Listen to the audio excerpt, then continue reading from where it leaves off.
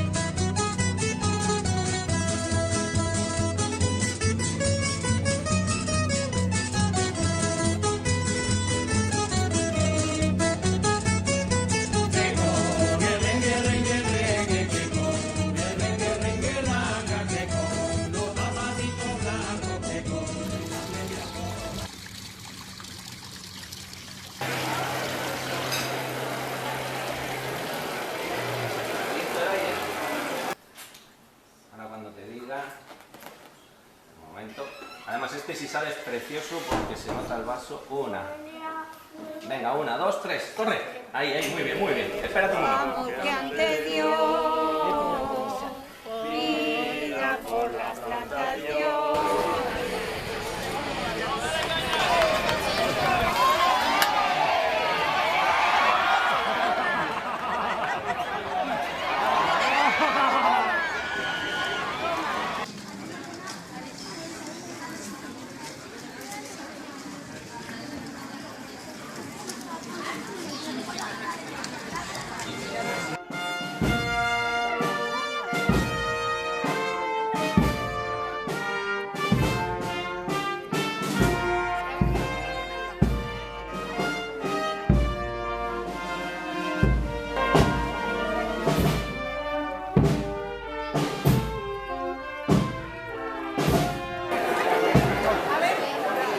Pero sobre todo, señoras y señores, para que nos volvamos a ver si les ha gustado este entremés.